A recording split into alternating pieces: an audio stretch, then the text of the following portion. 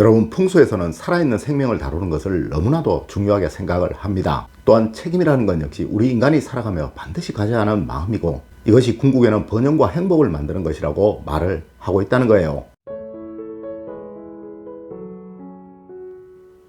여러분 안녕하세요, 이정재입니다. 여러분, 어제 영상을 보시고 많은 분들이 오해를 하시는 것 같더라고요. 참 많은 댓글에서 내용과 전혀 다른 이야기를 하시길래 제가 말씀을 잘못 드렸나 해서 한참을 다시 살펴보았습니다.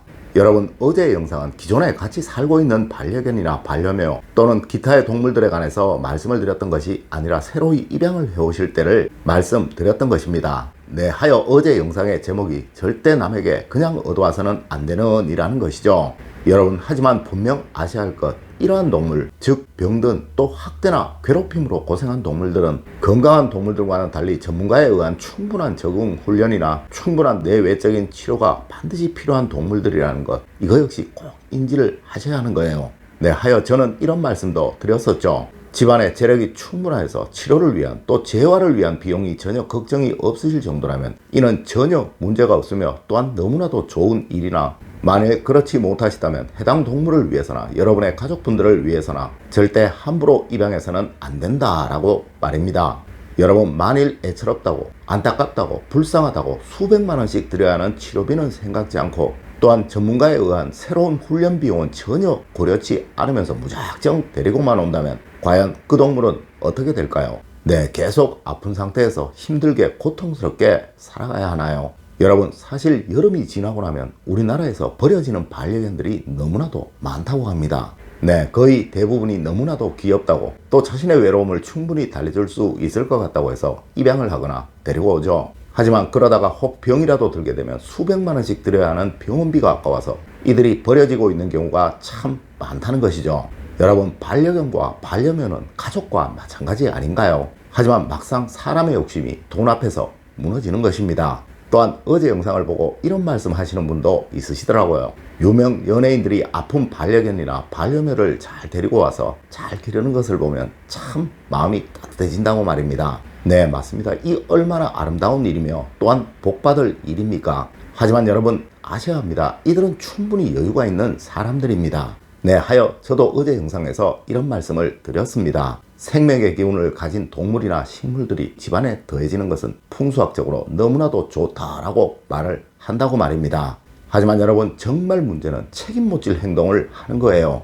여러분, 왜 갓난아이를 입양할 때 그 부모가 될 사람의 경제력이나 인성, 직업 등을 필수적으로 확인을 하는 것일까요? 맞습니다. 능력이 안 되는 사람이 단지 한순간의 감정으로 또 불순한 의도로 아이를 입양하는 것을 막기 위해서 그러한 것입니다. 하지만 여러분, 동물의 경우는 이렇지가 못한 경우가 거의 대부분이죠. 네, 단지 입양 의사만 있으면 이들의 경제적인 능력은 전혀 고려하지를 않으며 또한 이 사람의 인성이 어떤지에 관해서는 전혀 고려를 하지 않는다는 거예요. 여러분, 만약 이 안타까운 반려견들이 더 좋은 주인을 만나 더 행복하게 살 수 있으며 또한 스스로의 모든 병을 치료하고 아주 건강하게 살아갈 수 있는데 단지 시간의 차이로 앞서와 같은 주인을 다시 만나 혹 다시 버려지기라도 한다면 이것은 과연 누구의 책임일까요? 여러분, 이런데도 여러분은 단지 이들이 불쌍하다는 그 이유만으로 많은 사람들이 입양을 해주었으면 이라고 말씀을 하시겠습니까? 여러분, 아픈 동물이나 병든 동물 또 학대나 괴롭힘으로 사람을 피하고 사람을 두려워하는 이러한 동물들은 거의 이러한 사람들이 그렇게 만들어버린 경우가 대부분이라는 것이죠. 물론 이러한 사람들은 입양을 하더라도 또 그렇게 하겠죠. 여러분, 이러한 행동은 절대 복을 받을 수 있는 행동도 아니며 분명 본인뿐 아니라 그 가족 구성원 누구라도 생명 존중에 대한 마음은 생겨나지 않을 것이며 이러한 사람이 사회생활을 하며 타인을 존중하고 타인을 아껴주고 위하는 그러한 일은 절대로 일어나지 않을 것이라는 거예요. 네, 아마 여러분들은 이 풍수라는 것이 무슨 대단히 특별한 학문이라고 여기는 경향이 있으신 듯 합니다. 물론 기존에 철학원을 하시는 분들이나 이제갓 풍수에 관해서 조금 배우신 분들은 이것이 무슨 절대적인 법칙이라도 있는 양 여기시고 또 그렇게 말을 하죠. 하지만 여러분, 이 학문을 모두 익히게 되면 이 모든 이야기가 하나로 통한다는 것을 알게 되며 이것이 또한 아주 단순하고 아주 간단하다는 건 역시 알게 된다는 거예요. 네, 복을 받을 행동을 하면 복을 받는다. 그리고 또한 이 행동은 본인의 마음에서 나오는 것이며 이 마음이 늘 타인에게 대우받고 존중받을 마음이어야 한다라는 것을 말입니다. 여러분, 하여 능력은 안 되면서 단지 순간적인 감정만으로 이런 불행한 일을 해서는 절대로 안 되는 거예요. 이제 옷에 관한 이야기입니다.